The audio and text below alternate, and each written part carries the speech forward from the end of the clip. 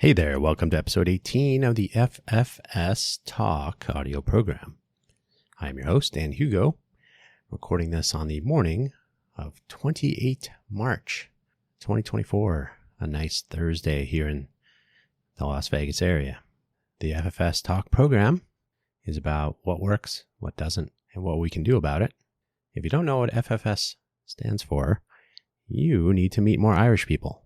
Today's episode, Profit First, Fix Later, is somewhat cynical, but then that's what this show is about. Taken from the headlines, but always applicable. Let's get started. There was a time, maybe too long ago to remember, when excellence, innovation, individual pride, and a job well done was a thing. A quick glance across the headlines over the recent months, years, even decades reveals clearly the transition, very clearly, to the priority of profit, financial or otherwise, over that excellence. On to the links. Hopefully, wherever you have found this audio program, you are able to see the show notes. They're not always displayed in a useful way. We are going to, we're getting very close now. I've been talking about this for too long. I don't know if that's ironic in the context of today's topic. Probably not. I'm not really profiting from any of this, but a long time coming. The ffstalk.com domain, I've owned it for years. It will be deployed as the primary point of publication. So we'll have the show notes there and whatnot. And then we'll continue to publish through Spotify and other places. I got to get on iTunes. I've been talking about that forever. Google Podcasts is going away. So I already have the YouTube stuff set up. I'll have to move over. So there you go. But let's get to those links. First of all, the shameless self-promotion, buymeacoffee.com/DanHugo, where I link to the various projects and audio programming and maybe more coming up. So once we launch the website, the links to the actual primary point of publication domains for my various projects. The Let's Innovate for Vegas audio program already appears on the innovateforvegas.org website. But we need to make a proper primary publication point. So self-hosting, fully displayed, usefully formatted, visually appealing, audio appealing versions of our content distribution, and then continue to use the other spots as secondary. So the buymeacoffee.com/DanHugo profile page is sort of a secondary place to publicize, to announce, to link to these various projects. QuaglingSand.com will be linked there. FFStalk.com will be linked there, and cafegenius.org. And there could be more.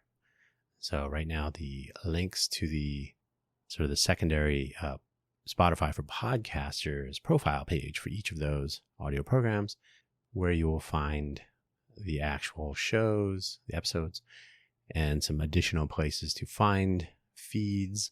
The list for each is by no means comprehensive, arguably not really useful, but always a work in progress. Buymeacoffee.com/DanHugo is a list. It's a profile page. It's a place to throw some links that are on a page that is not, I don't have to own.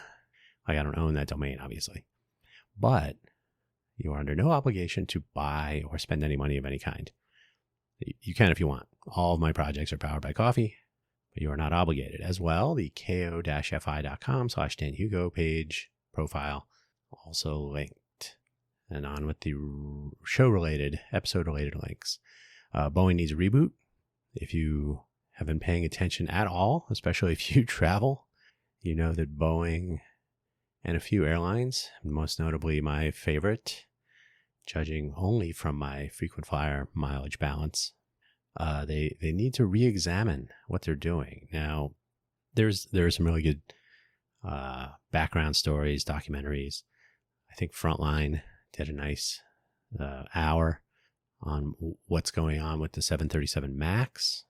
The reason that the MAX came out was because Airbus, really the only competition that Boeing has in the commercial airliner space, came out with a competitive aircraft, the the 737 was no longer the big winner. So Boeing had to compete. They sacrificed safety. They sacrificed communication with their customers and with their pilots. They sacrificed the safety of people flying in the planes for the sake of competition and profit. That has been described, the path to the 737 MAX and the 2 planes that crashed, and now the current state of affairs with various aircraft having various problems. The self-inspection and regulation program put in place by the FTC, what is it? It's the National Transportation Safety Board does the investigations, but what is it? Anyway, you can do some reading. This is not an episode about that specifically, but the entire program of having a manufacturer of aircraft, and maybe even an airline, maybe United has been doing the same thing, and other airlines, having them self-police and then finding out later that they're not keeping records, they're not sharing information during an investigation. These are all things that are coming out. And it's not just the 2 737 MAX aircraft. So there's a history. The 787 Dreamliner had some problems initially before it came out. There have been other issues, and nowadays there are minor, quote unquote, minor things. Nothing on an airplane is minor, but things falling off, things not working the way you would hope they might when you're up in the air. So as more of these things come to light, I think this cultural comment is interesting and appropriate, probably spot on true. QR codes need a reboot. This has come up a couple of times in my own discussions here and there. So there's a cybersecurity. The previous article was Axios, by the way, about Boeing. Cybersecurityinsiders.com has one article. I found a few that are current or recent, but this has been a problem since QR codes first rolled out into the world, only made worse by mobile devices. Pretty much your modern day iPhone and Android device with a camera application will include, and I know on Android you can disable this feature. If you point your camera at a QR code, and if you don't know what a QR code is, it's the two-dimensional, it's a square, a bunch of black dots. Point your camera at it and it'll show you a link, for example, that you can tap on. It will open your browser and set you loose into the internet. So obviously there are various problems. This is almost as bad as including a QR code, a link in an email from someone you don't know and just clicking on it. Like, I'm sure nothing bad will happen. So this is a gaping hole, a gaping security hole. It's a gaping personal security, even personal safety issue, fraud, totally possible. The example I like to give is here in Las Vegas, there are some parking meters, parking infrastructure that includes an application that you can install and a kiosk. Rather than having individual parking meters, there's a digital kiosk that you can type in your credit card number and your license plate number, or I guess you can run your card. There's probably a mag stripe here. And you can pay for your parking based on your license plate number. And I believe there are some QR codes involved, so you can download the app, or I think there are some spaces that have a sign with a QR code for the space, and you can pay online that way. Nobody checks those QR codes. You could be downloading a bogus application because somebody put a sticker over the QR code. They made it look nice. They made it look official, but it's a QR code. It's called a man-in-the-middle attack. They have inserted themselves between you and the legitimate publisher and owner of the QR code. There's no infrastructure in place to protect you. You are left to your own devices. And because the QR code is not readable, it is, it's up to you to deal with. It's too much trouble. It's very convenient to have a quick response QR, quick response codes. So why bother trying to protect people? You're getting the clicks, hopefully. And if you're not, you don't know it. So who cares, right? I'm including a link for something that is done well, arguably well, a Smithsonian Magazine article about Southern Nevada leaning into water conservation. Now, Southern Nevada in general probably, but Southern Nevada leads the way in research on water conservation, water recovery, If you look at Lake Mead and how low it can get, it's gotten pretty low lately. There are some methods in place. The numbers are somewhat understood. Fun fact, the legislation, Amazon are devices letting themselves be known. There are rules in place here in Southern Nevada, certainly Clark County for sure, that require water to be provided. There are no protections on population explosion or construction of ridiculous. There are EIRs, there are environmental impact reports that are required, and there are rules in place. But the protections against overconsumption, the laws say you must provide water, even if there is no water. So you get into these water swapping practices in the water marketplace. But I will say that the Southern Nevada region is responsibly focused on water conservation in a place that needs exactly that. So that's something that I think gets done correctly, and it's maybe something to look at more deeply in the future. So I included that there as a contrast. Not everything is awful, just most things. The bridge collapse is only the beginning. A Business Insider article on the maybe $15 million per day costs. This is part of a bigger picture. The news about the bridge in Baltimore collapsing when a cargo container ship ran into it is still new. There are going to be many details to unpack and to discover. But here's the deal. If one bridge connects the future and the present such that if it is damaged, you undo the future. If you place your community, your city, its population, its economic future, economic present at risk by not having a plan in place. People have talked about tugboats and, so whatever comes to pass from the investigation, I'm sure the NTSB, National Transportation and Safety Board, or a naval variant, I think the Coast Guard is involved. As these things unfold, as we discover what happened, there will be whoa, here's what could have been done better. The question is, will it be done better? I know, what's his name? Buttigieg has, the transportation secretary has been commenting on this. I think there were some other comments on train derailments that made the headlines. The thing that doesn't make the headline is that train derailments are not uncommon.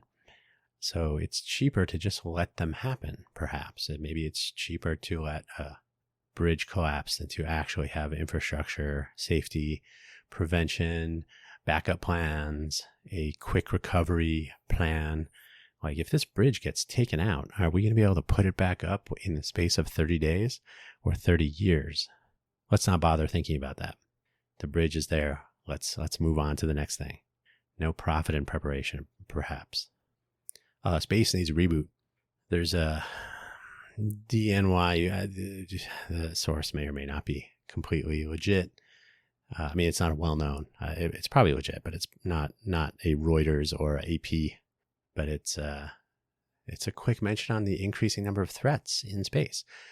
We all depend on the presence, existence, continued functionality, and in fact, the uncorrupted functionality of the global positioning system, which was originally put in place many years ago to target military operations so that you could fly cruise missiles and have them reach their targets without having to consult Google Maps.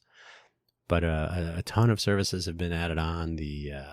I cannot remember the error system that was put in place, but it would introduce error into the GPS signal, so you would not have your adversaries able to target with such accuracy. That's pretty much gone away. So you now have like meter-ish level resolution from GPS, combined perhaps with Wi-Fi or cell tower triangulation.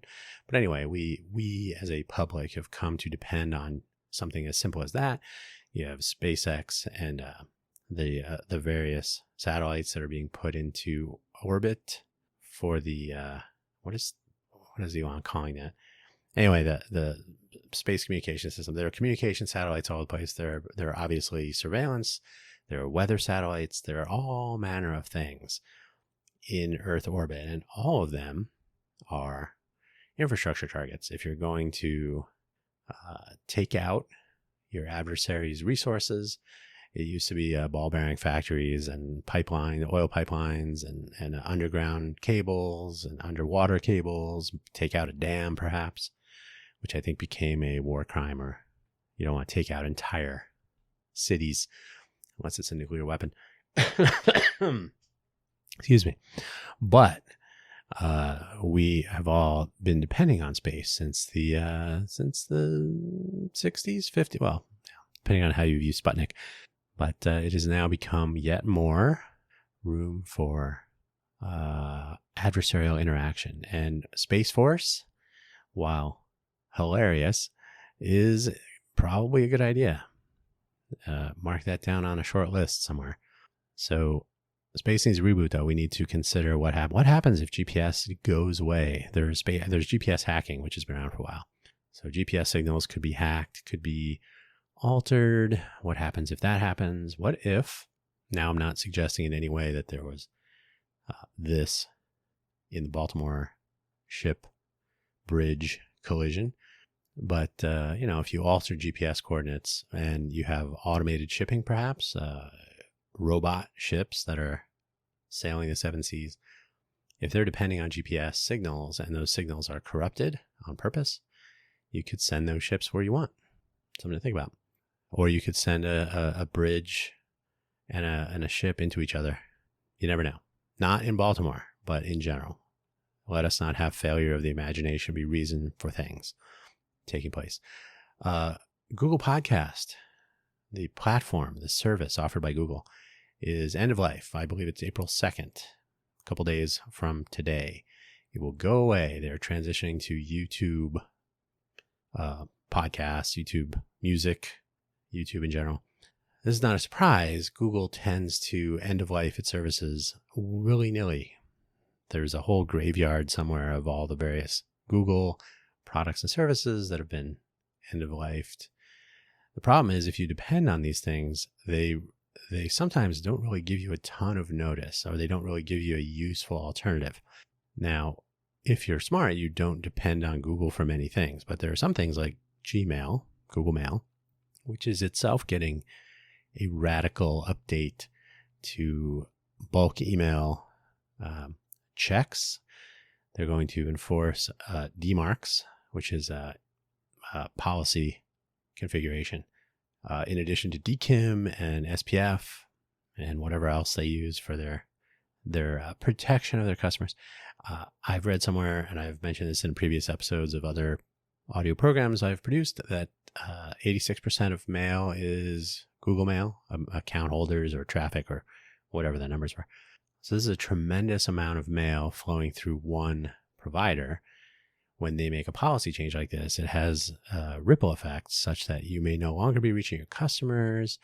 You may no longer be receiving mail that you thought you were receiving, that you wanted to receive. Maybe it gets blocked through no one's fault. It's just a misconfiguration or a lack of timely update to the configuration of the DMARC and whatnot. So this is a question of needing to be aware of a system that you didn't know you need that level of awareness for, to discover why it is no longer doing what you thought it was supposed to be doing.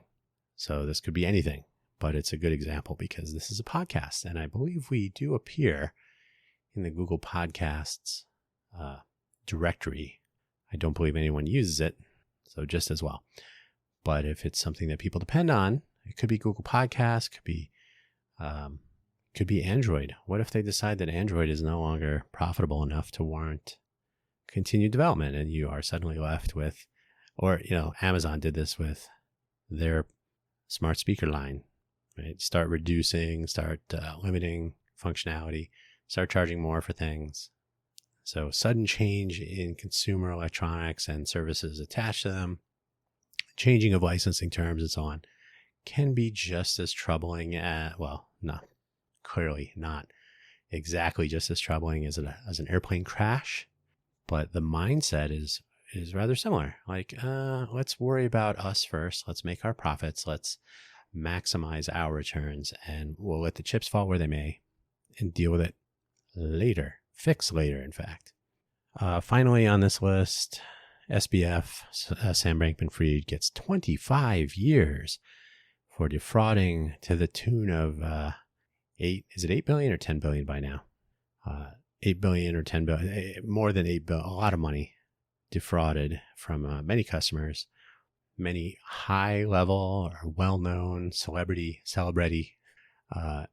involvement, celebrity involvement, political figures, a lot of money flowing into campaign coffers, war chests. So there are far-reaching implications. Definitely not a victimless crime. A lot of these things are not really victimless if you do some math. But it is interesting that he gets 25 years after. There were those who were advocating for a short sentence, even probation, so that Sam Bankman-Fried, would be allowed to participate in a recovery effort to try to get some of the money back and returned to those who have been defrauded or taken advantage of. I don't know. That's like letting the arsonist help put the fire out. There are people that know what's happening. If he is in prison for 25 years, he should, as part of the terms of his sentence, perhaps, be required to participate in this recovery effort. He shouldn't be let out of jail free, to undo the damage that is getting him into jail. So I know his sentence maximum would have been about 110 years, probably got off lightly. Don't defraud people. Then you won't get 25 years in prison. Maybe you should run for president. Who knows? So on with the show. Let's talk about profit.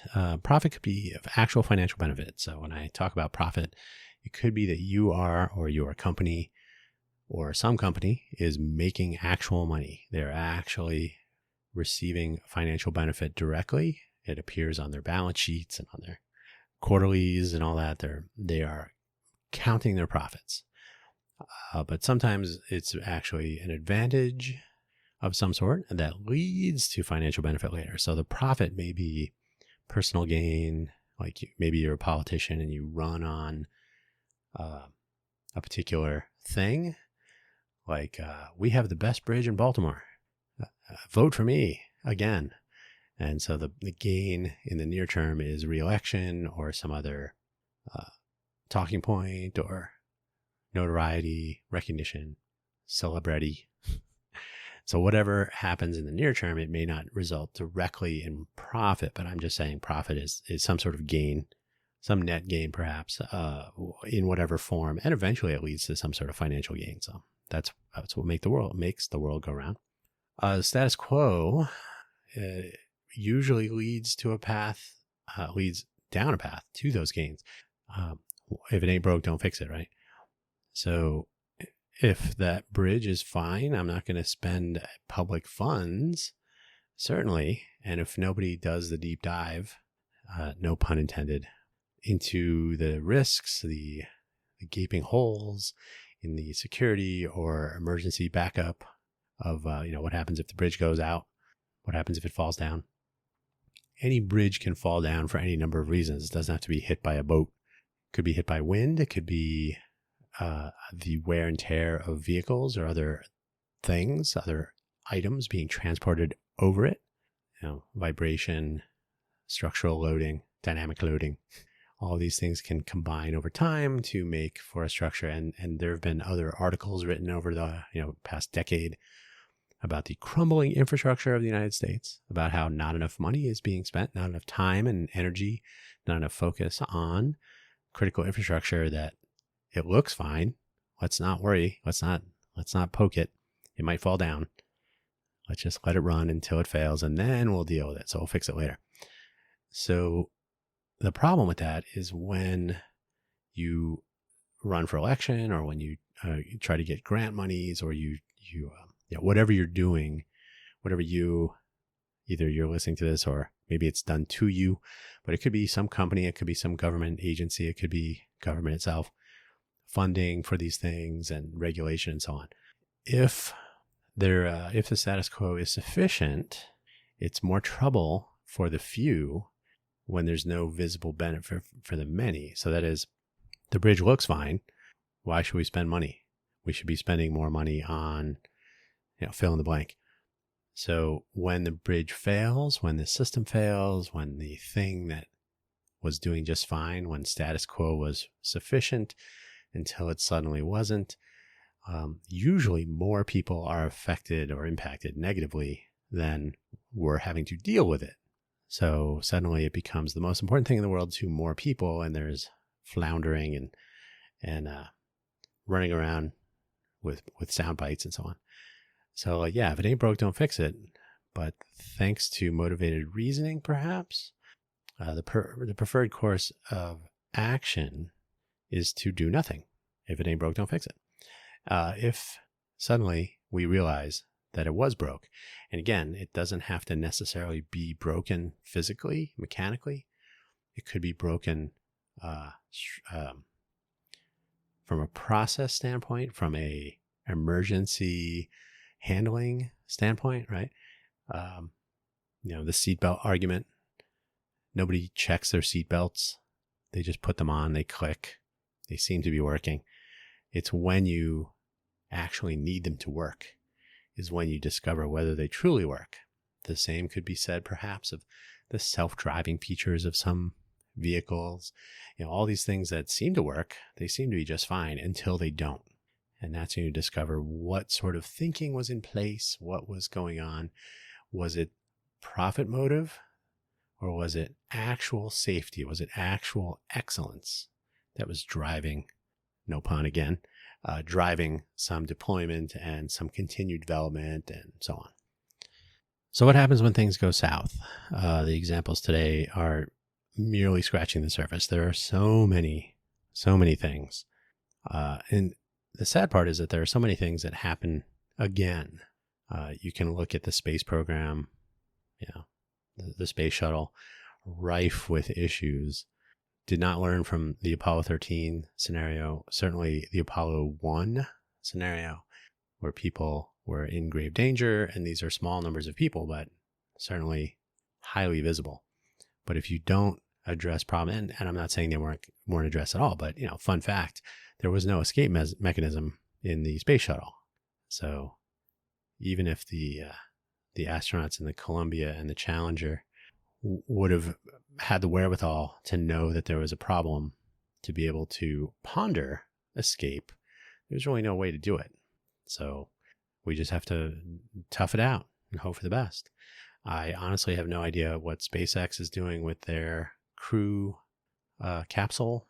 I know Boeing is about to launch their Starliner, maybe. They're already, the lead astronaut is already disclaiming, like, things will go wrong. This is the first flight. Presumably NASA's history with plugs and doors, capsule hatches, will not be replayed a la Alaska Airlines door plug exit. So what happens when things go south? Is there preparation? Were there learnings from the previous time it happened? How prepared are you for a house fire? I learned that the hard way.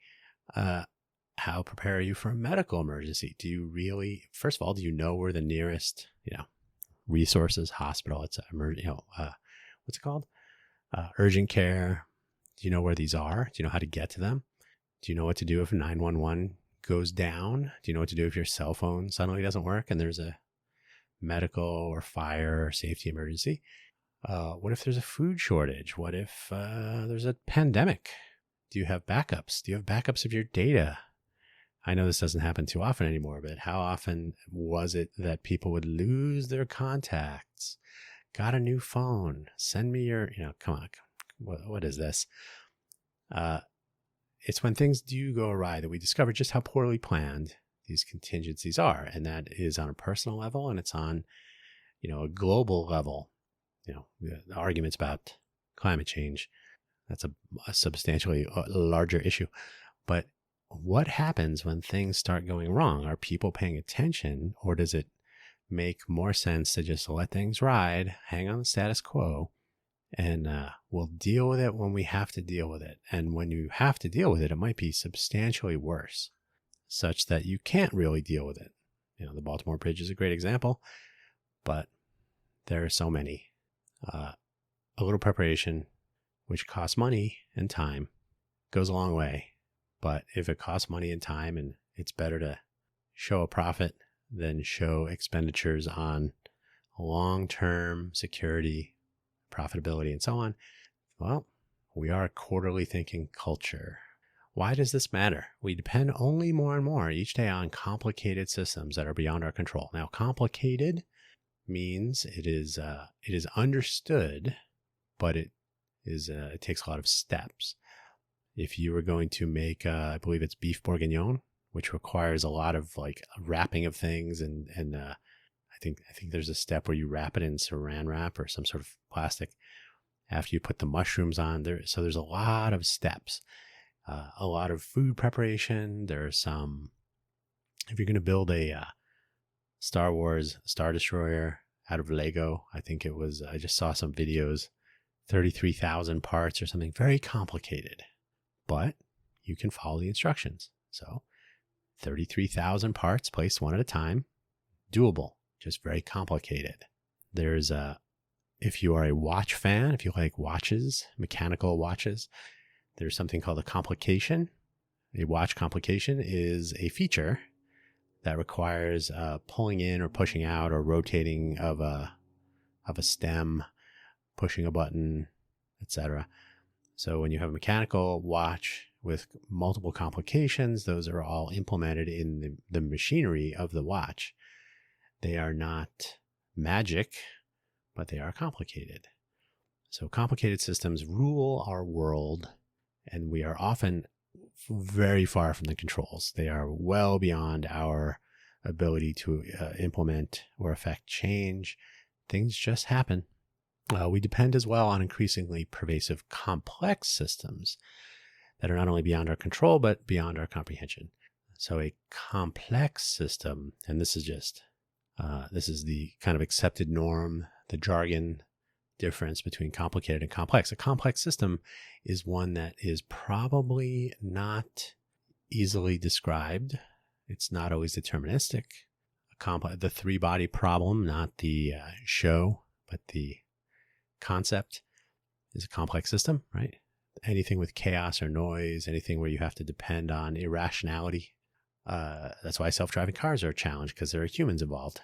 So the complexities of a system hopefully are understood by someone somewhere. Hopefully a really complex system that is well beyond the understanding of the customer is merely complicated to those in the design or engineering or biotech or implementation.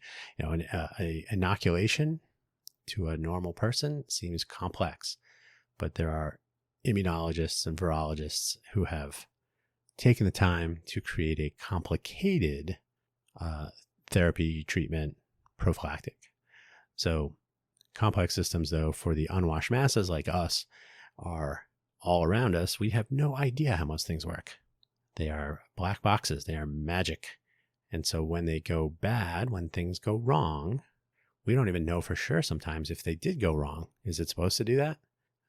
So because we don't often understand and almost never control things, we have no control over whether Google end of life's the Google podcast feature. It's just going away. You have no idea how DMARC works. DMARC.org, DMARC. You have no idea how that works. Hopefully, someone who is controlling your email is going to take care of that for you. Complex to you, complicated to them. But when things stop working, hey, I'm not getting the emails I thought I was supposed to be getting. Hey, I'm sending emails to my customers. They're not receiving them. Don't know why. When complicated systems are complex to the majority, if and when they fail, there's either no recognition that they did fail or no deep understanding of what comes next. How do we fix it? How do we work around it? How do we cross this river? How do we make this bridge repairable while life and our economy continue? If nobody has thought about that, well, you're going to have to think about it at some point. I was in a house fire. Luckily, for my own edification perhaps, I had participated in, this was in Sunnyvale, California, I had participated in the Sunnyvale Neighbors Actively Prepared civilian first responder program. Very similar, a city-run analog of CERT, the Community Emergency Response Team, which is a federal program run by FEMA, and managed by your local emergency management office. So there's a City of Las Vegas CERT group. They basically manage the Community Emergency Response Team, civilian first responders. I've gone through that training as well. For the region, it's a federal program. So then you kind of have some idea what's going to happen in the event of a catastrophic emergency. They like to say that, although they don't emphasize this with CERT, but if you are in a place where first responders are going to first, that means you are in the worst place in a given scenario. Really bad earthquake, and the police and fire and ambulance and helicopters are showing up to you immediately. That means you're in the worst possible space, or one of the worst. If you need to hang out for a couple days and kind of tough it out, that means you are not in the worst possible place. So maybe that's good as long as you are prepared for that. So if you attend this training, you have some idea what to do. You have some idea what happens. What is the process? What happens with first responders? What happens with search and rescue? Finding people who may be trapped in buildings, et cetera, et cetera, et cetera. It's a very long list of things. Luckily, the training is not too complex. It's not even very complicated, luckily. When I had my house fire on April 8th, I think it was, April 13th, it's one of those. I think it's April 13th. No, April 8th, 2013. Sorry. When I had my house fire, not like I ordered it, but it arrived at 2 a.m. There were no surprises, literally no surprises. The only thing that was a surprise was that I was not prepared enough with what I had outside of my home at the time. So when I left my home for the last time under duress, I was not really completely prepared, but I was completely aware of what was happening, the process, the workflow, emergency response, even the Red Cross showing up, etc. All of these were known ahead of time. I doubt very much that most people have that level of attention to detail, that awareness in a variety of situations. What happens when you get into a car accident? What happens if you get hit by a car and you're a pedestrian? What happens if there's a fire? What happens if a plane crashes on your street? Not to laugh, but I mean, that sounds absurd, but what if it happens? So a lot of things that are super critical, life-threatening. What happens if a container ship runs? And by the way, the container ship was apparently carrying some problematic items, some chemicals or other things in some containers that have been breached. They're in the water. What's going to happen with that? So, what if a tanker runs aground and leaks crude oil and covers every animal and surface for, 20, 50, 100, 1,000 square miles or meters, whatever. What if these things happen? Well, let's deal with it when it happens, because it's not going to, it did happen. So being aware, being prepared. Hey, if you were a Boy Scout, be prepared. That's the motto. So we don't usually understand these things. We don't control them. What happens if that bridge goes out? Well, hopefully it won't. What happens? I think you have to spend a lot of money, but you can actually get a parachute for your airframe if you have a small general aviation aircraft. So your aircraft can now have a parachute. This seems like a no-brainer. There's an old joke. The black box found in an aircraft, which is actually orange, so it can be found. The black box is made of like a nearly indestructible material. Why don't you make the airplane out of that? Yeah, why not? So these things matter because they will suddenly matter, even if they don't, at the worst possible time. And if you have no idea what you didn't know, you will find out the hard way. So what can we do, and what should we do, and when should we do it? I don't know if you know this. You are in the majority. Most people have no impact on policy, practice, preparation. But most people will be impacted by the lack of those things. So the marketplace works because you spend money on things, and government and infrastructure work because you voted on representatives that will implement or fund demand, value, and preparedness when you are paying the bill. Whether you're paying your politicians or whether you're paying your representatives, or you're purchasing products, you're paying for services, etc. So yeah, government-controlled infrastructure. You should show up at those public hearings. You should read the information that is published. There's always a government agency that's writing a report. There's always a proposal for procurement. Most of it is visible. Military stuff, maybe not so much, but if you're looking at government funding of bridges or even the FEMA program, what does FEMA actually pay for? What happened since the Katrina incident in New Orleans to impact how the Federal Emergency Management Administration functions in the case of an emergency? What happens on the ground? What happens with the CERT volunteers? How do they communicate, etc.? All sorts of things that you as a responsible citizen, as a voter, could and should be involved with, at least knowing, at least being aware, not be surprised. There's nothing less fun than waking up in an earthquake or a fire. I've done both. And not knowing what to do. Luckily, I've not done those. Having some idea is better than having no idea. At least know where you're supposed to go when the fire alarm is going off. Nobody does that anymore. How many people are in the building? No idea. Know the exits. We do this on airplanes, especially Boeing aircraft. Before we push back from the gate, that's a requirement. That's a federal law. The FAA requires it. I was on over 100 airplanes per year when I was working for Intel Corporation. I've heard the speech many times. I know the speech. I know the exits. I know how to clip and unclip the seatbelt. I used to sit in the exit row. By the way, don't ask questions in the exit row. One time after they were done, I said, so what are you going to say to me that will make me want to pull out this exit or open the door or whatever? And they're like, huh? I said, well, you just told me what to do. I have to be able to speak English. I have to be comfortable with, being in this row in the case of emergency. But what are you going to tell me to do? What are the words I will hear that will indicate that I should take action? And they didn't know. That should make you think a little bit. So the problem I see, though, is that we are not as attentive about things as we are about that. I mentioned the seatbelt in your car situation. How often do you really check the seatbelts in your car?